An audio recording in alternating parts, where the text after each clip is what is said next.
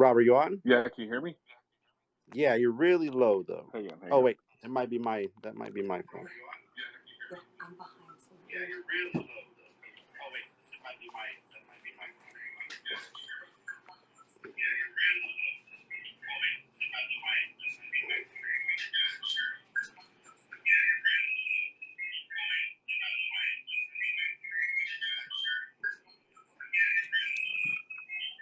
Is that all right, Rob, can you hear me? I can hear you, but I can hear some like some echoing or background Is your noise. mic off?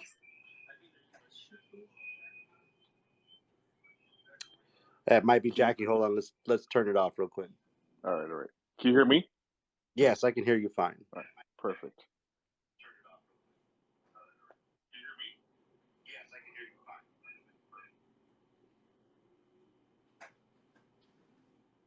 Yeah, if you can just turn it off because we're just getting a lot of feedback.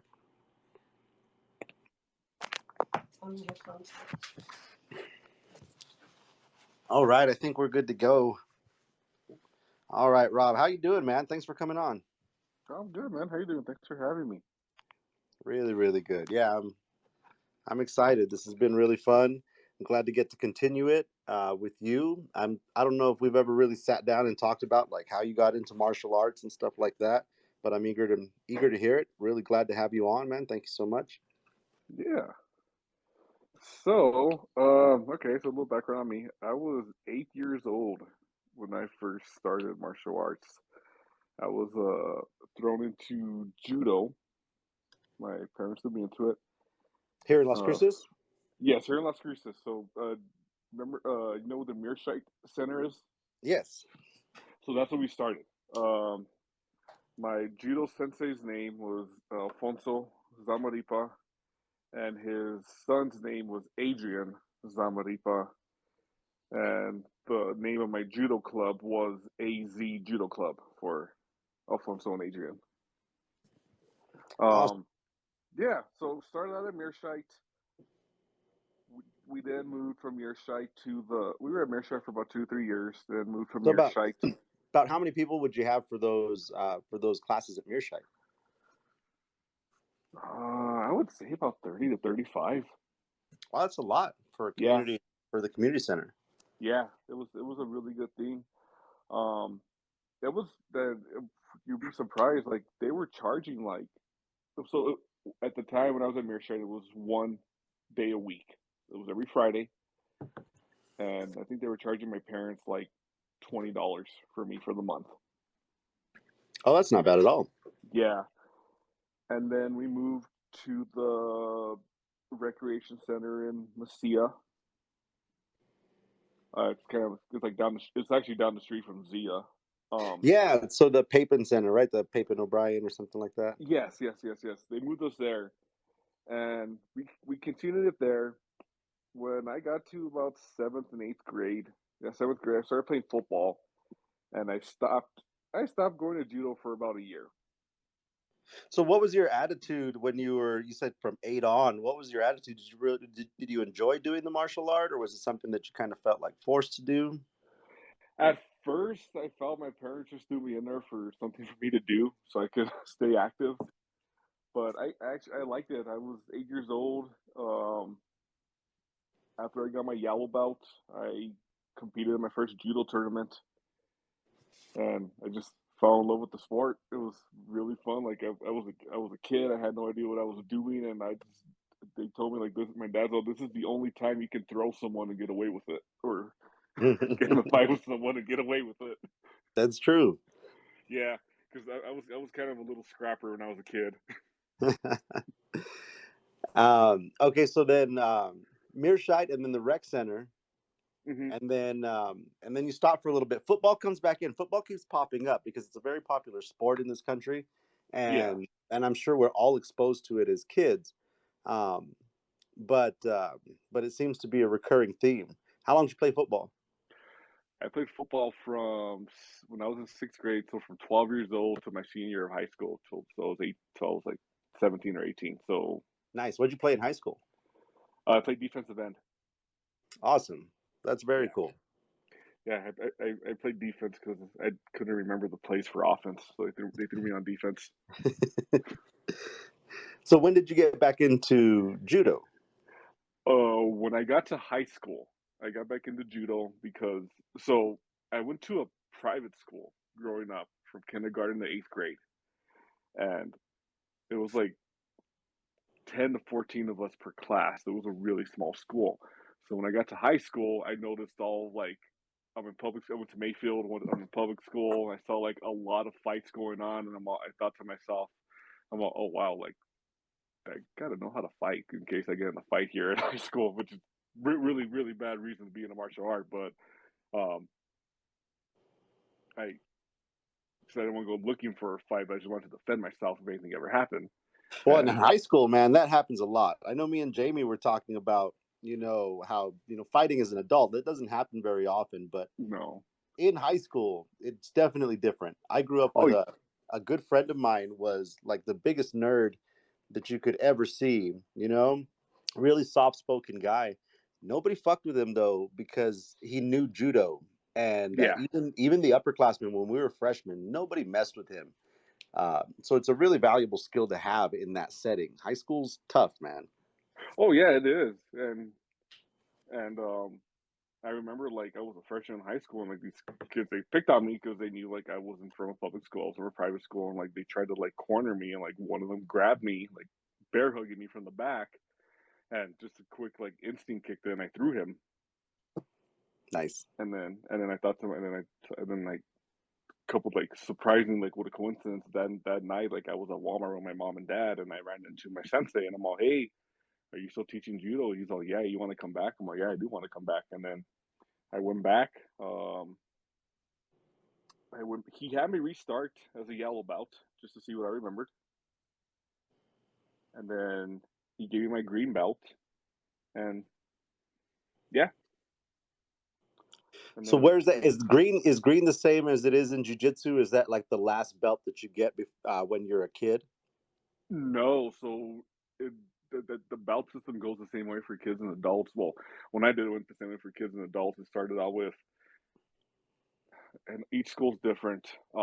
My school was white, orange, yellow, green, blue, your three browns, then your black. Okay, so that is different than jujitsu. Yeah, yeah, because it's all the same. Well, it's for kids and adults. It's as far as I know, it was the same for kids and adults. Hmm. Then where'd you go from there? I mean, how long Um, how long total did you have you trained judo? let's see. So I was 8, took the year off.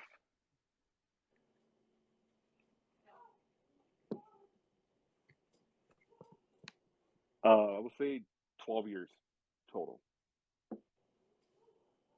Oh, okay, Yeah, very cool. And 12 years. when did you get your black belt? I was 20 years old when I got my black belt. Nice. I, yeah, I was 20 years old when I got my black belt because I remember I was 17 when I got my brown belt. And it was really funny because when I got my brown belt, my sensei gave me and my training partner and his sister, we all got our brown belts at the same time. And it was kind of cool because we got our brown belts, and then after we were the first one to get promoted, because usually like in promotions, like the lower belts get their promotion first and the higher belts get theirs last. But he gave us our brown belts first, and then after he gave us our brown belts, he gave me like three belts, like a yellow, a blue, and a green, and same thing with my training partner, his sister. And he said, "You guys are not the teachers." Sweet. That's what I like to do, man. I'm looking for anybody to hand off a class to. Did he make you teach the kids class? Yeah, he did. We taught the kids class. We taught the class, and like I looked at him, I'm all like, "Why am I teaching now?" And then I'll never forget this. He said, "The best way to learn is to teach." Absolutely. And you know what?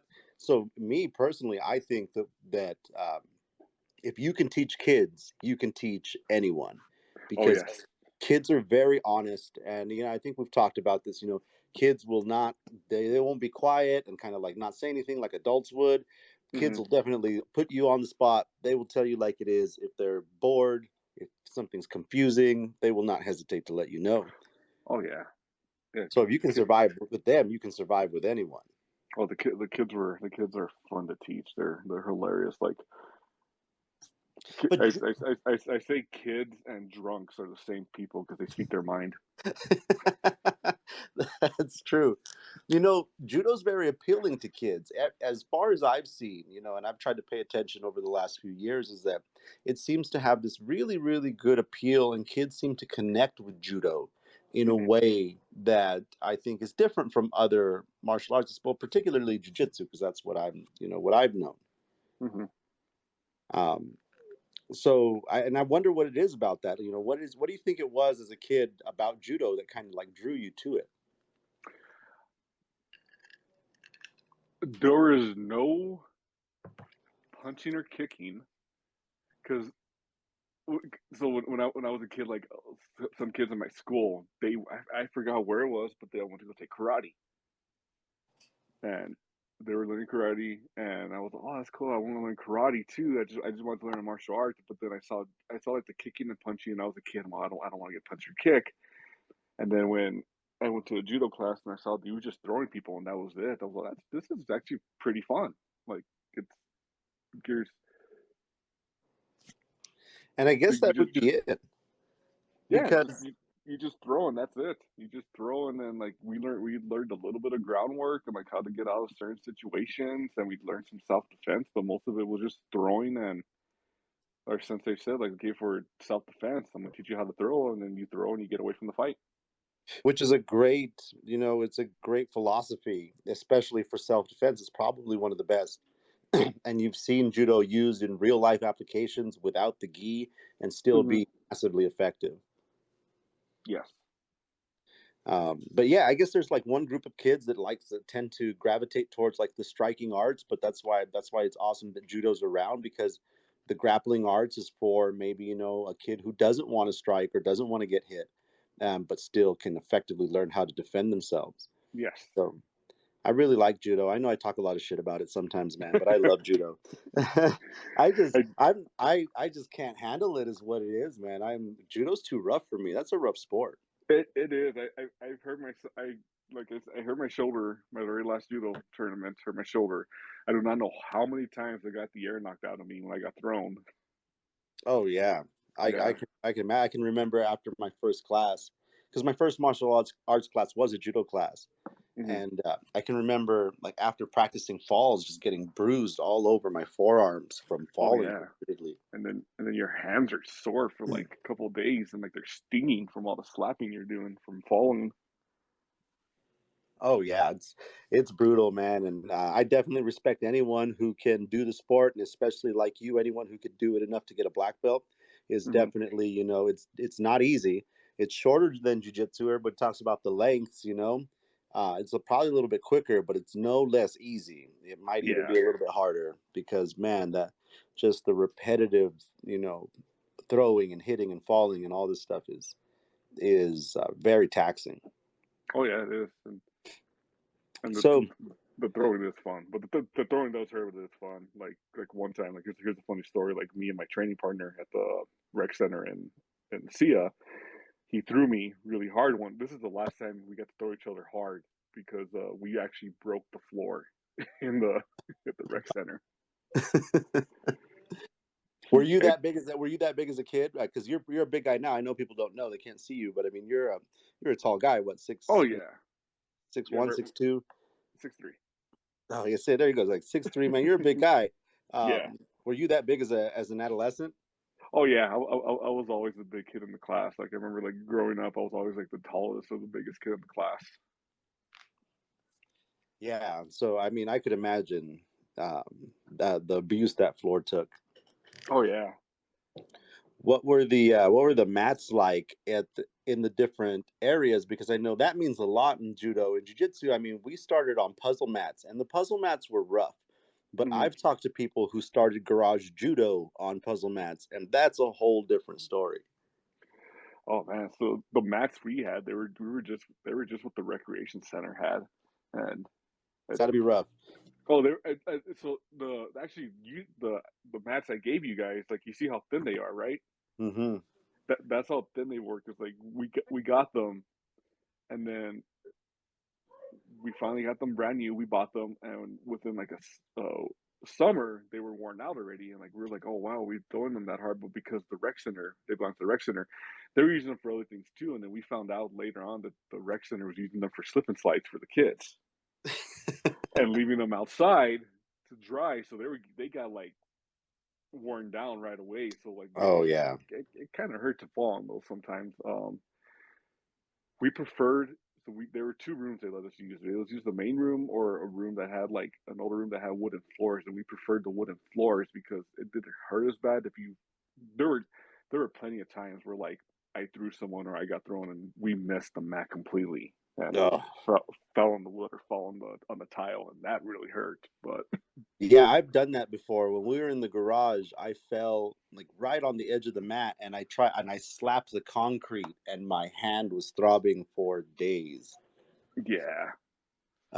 You actually told me a really cool story earlier about your judo instructor, and I'd love for you to share it again.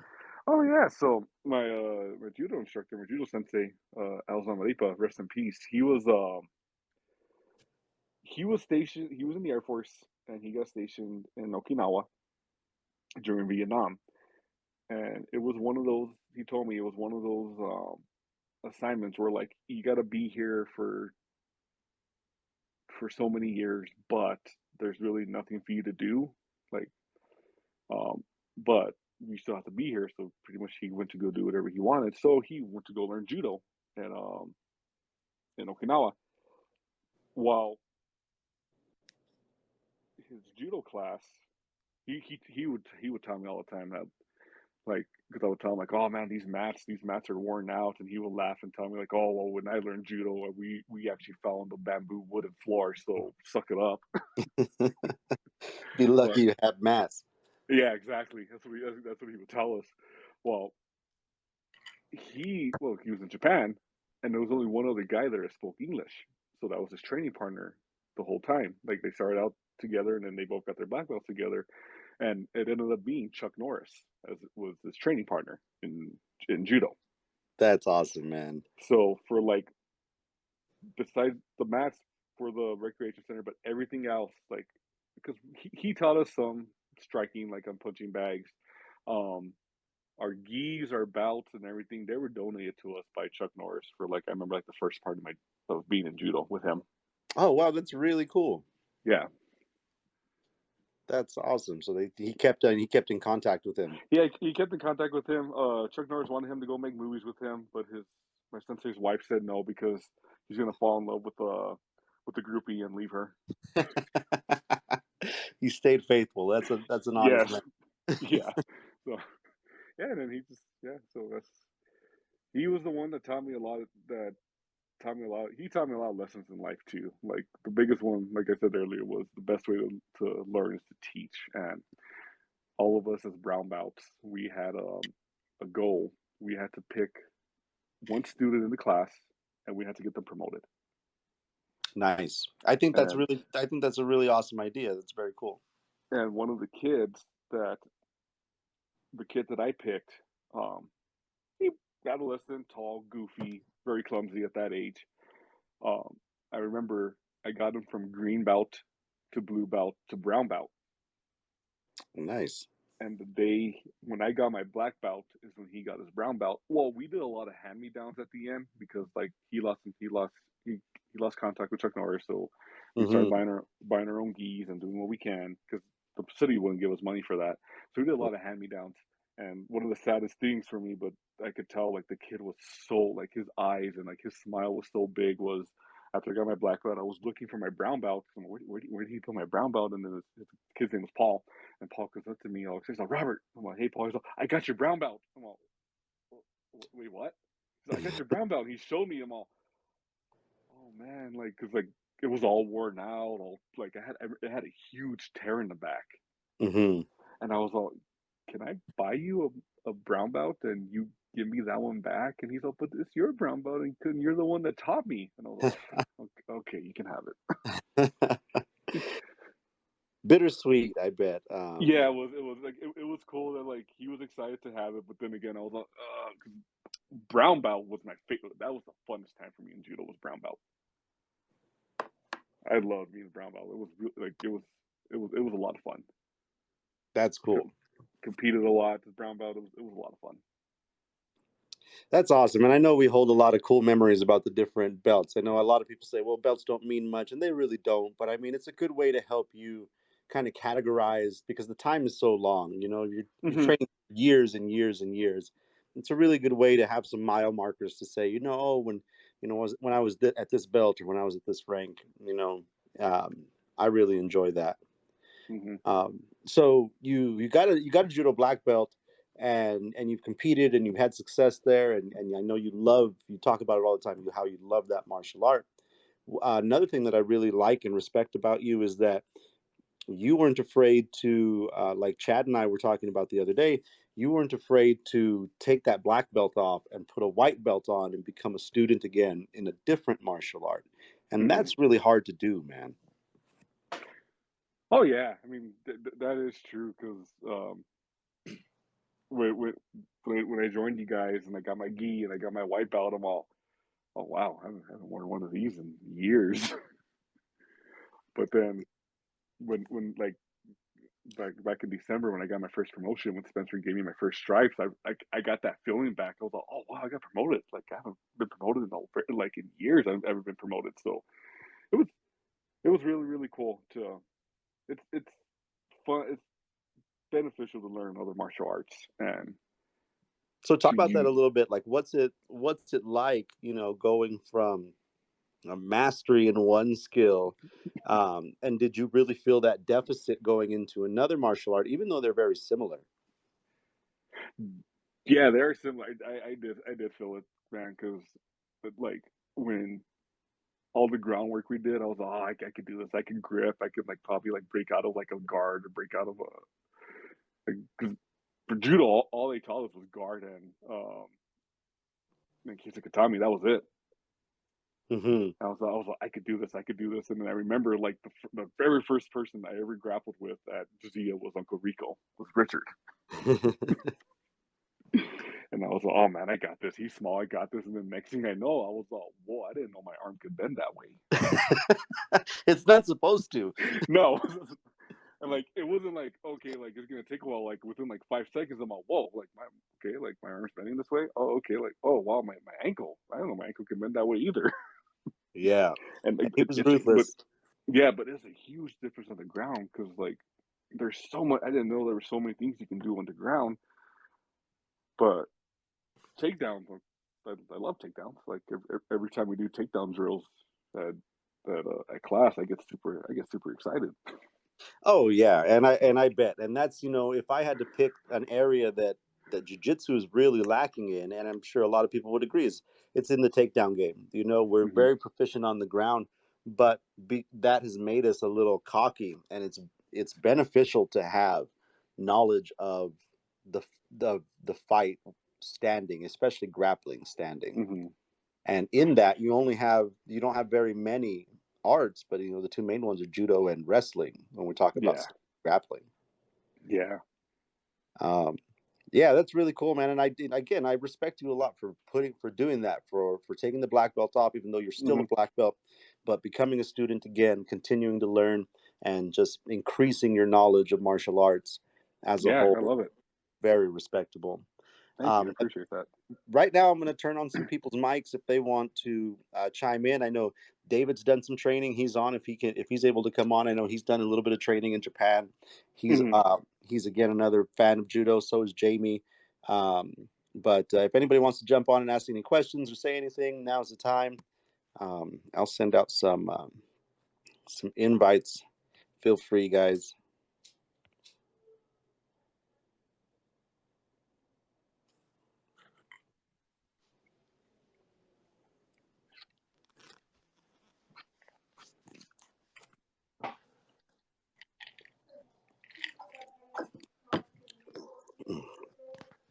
Jamie, you Yeah, there? I'm here. Great podcast so far, guys.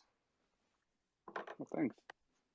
Thanks, Mm. man. You have any comments on any of the stuff we're talking about? I know you have a little bit of knowledge in the judo I field. You've I done have some a training great there. appreciation of judo and a love for it. I am terrible at it, but I know enough about it to fall properly. But I do really appreciate people like Robert that are very proficient and knowledgeable in it.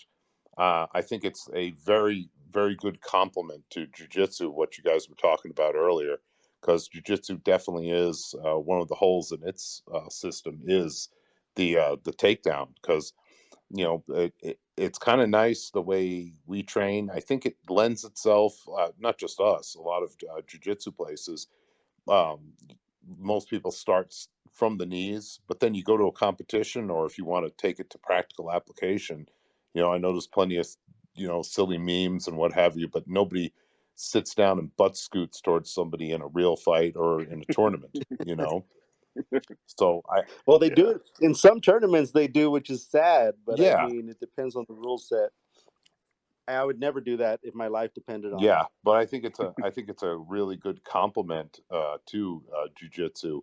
If nothing else, I like to think I know enough judo to maybe not get launched as easily as some other people that train jujitsu who are totally ignorant to it will.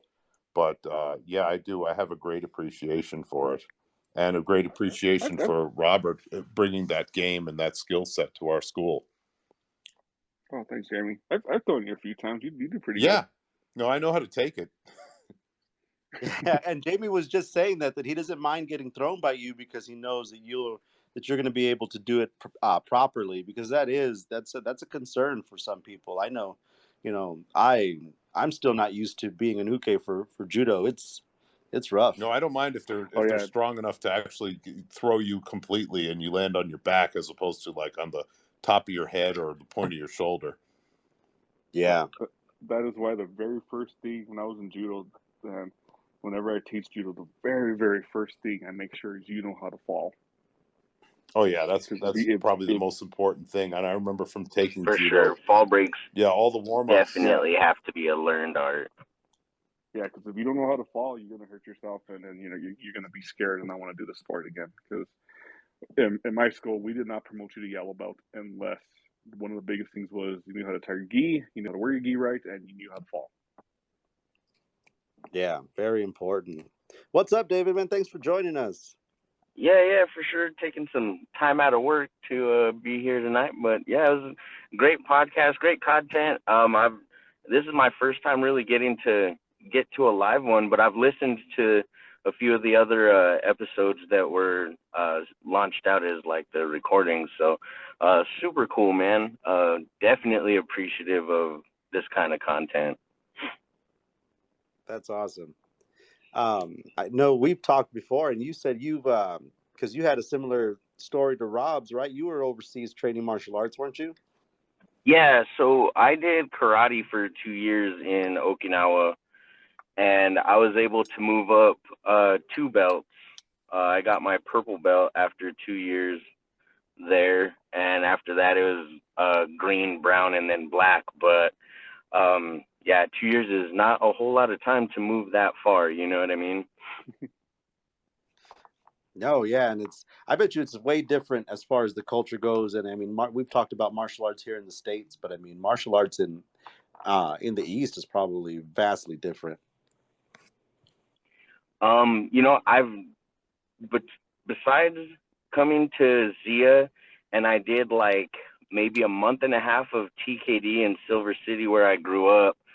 So the TKD incident, like that dude, it was weird. We went to the rec center. It was a public schooling for it, and we paid like 2 or 3 months straight up. And we went to like a month and a half, and then the dude disappeared. Like never saw the sensei ever again. Yeah, ran Did, off with my parents' money, ran off with all the other kids' parents' money. It was wild.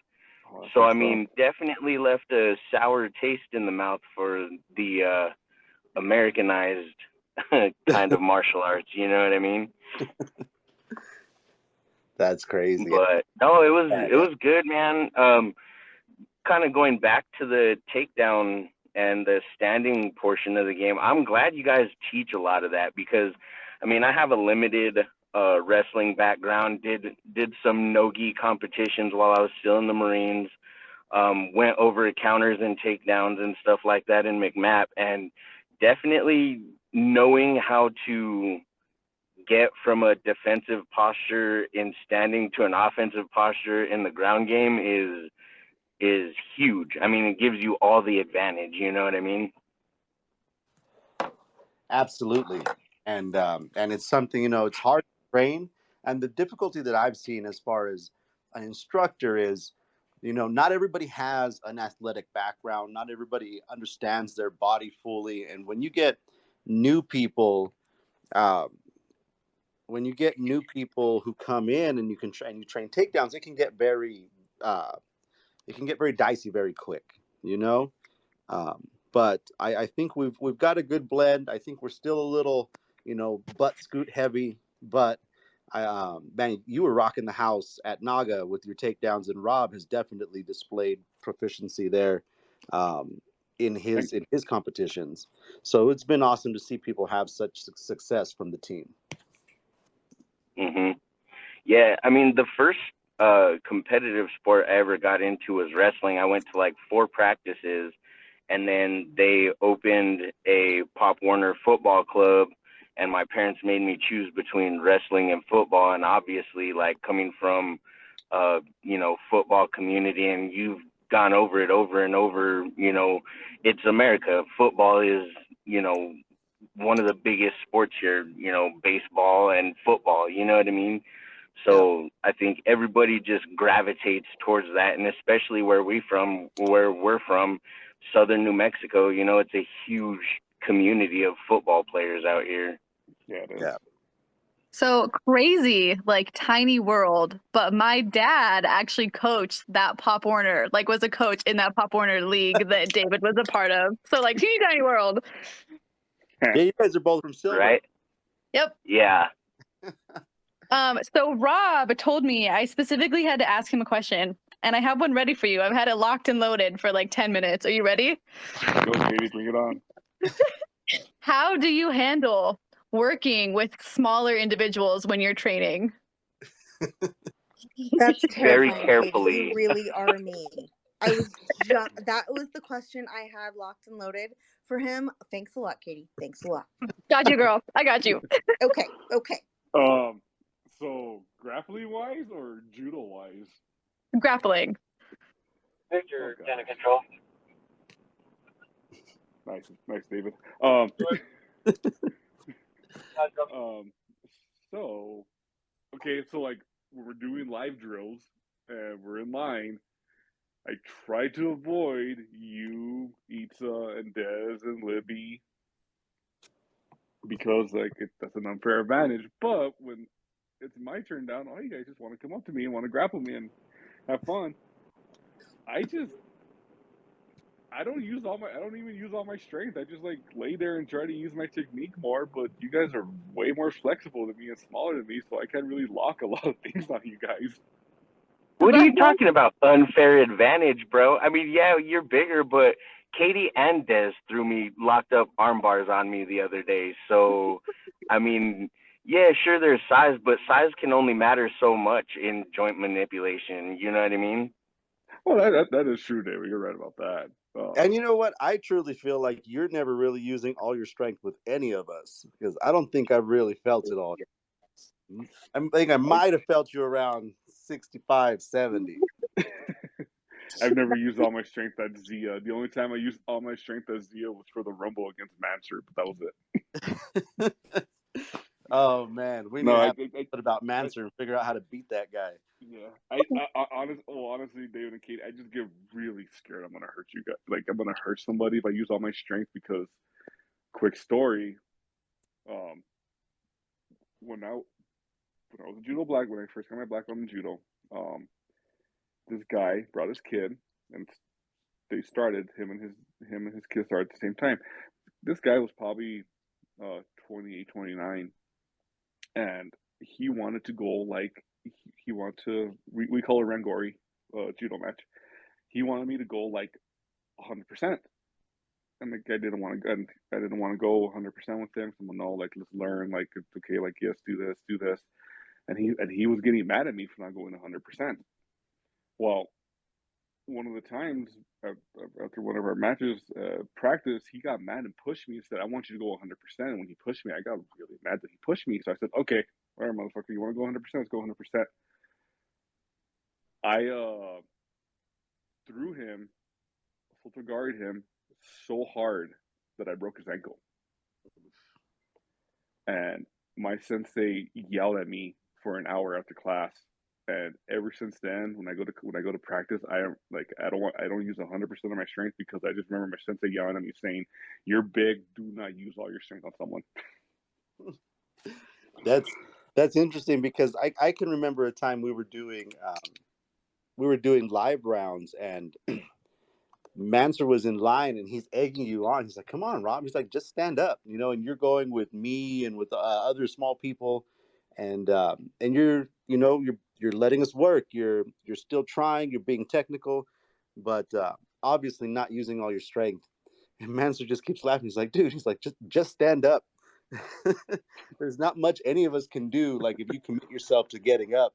But I Well, yeah, appreciate the fact that you try to be technical rather than just try to force things on with pressure.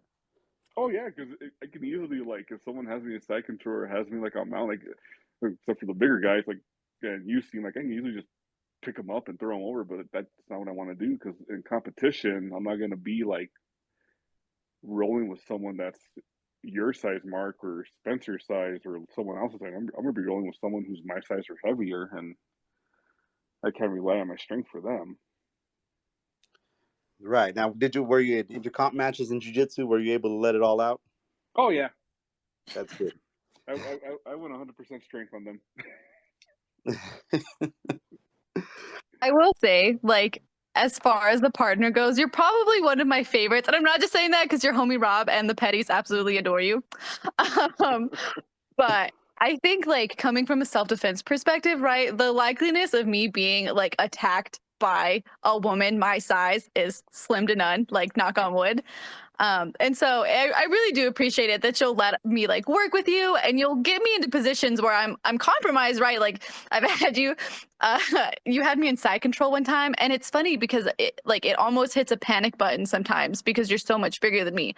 But at the same time, it's a really good experience. So I appreciate the control. I know the rest of the ladies do too, because it's good experience for us personally to be able to say, like, if there's someone so much bigger than us, that we can still figure out what to do and how to get out of it, especially with, like, joint manipulations and things that don't rely on our strength. So we love you, homie Rob. You're the best. Thanks, Katy.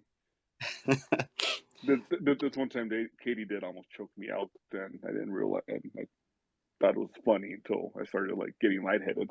No, you were turning purple. I was like, Rob, this isn't a joke, dude. Like, I'm choking you. Yeah, she was choking me, and I'm like, "Oh, how cute! Katy's choking me," and she's squeezing it tighter. I'm like, "Oh, how cute! Oh shit, I'm getting lightheaded." Right? Everything starts to get fuzzy. Yeah. We are going to have to, I think you guys brought up a good one, though. We might have to have, like, we'll have, like, an injuries episode where everybody talks about, maybe the bad injuries they've seen or how to avoid injuries or anything like that. If any topics come in mind, let me know throughout the week. We'll try to Oh throw them. yeah. I've broken my toe so many times in judo. Oh, I know. Goyo's still listening, man. He's got some broken toe stories too. If Nice. if he ever decides to jump on and talk to us. But I want to thank you guys so much for tuning in. Thank you guys all for participating. We'll try to keep it the same vibe at the end, bring people on, talk a little bit. But Rob, thank you so much for joining us. Thank you Thanks for for having sharing me. stories. Definitely look forward to hearing more of it. Yeah. Everybody else, man, thank you so much. I'm going to sign out for now, but everyone have a good night, and we'll see you soon, hopefully. Bye.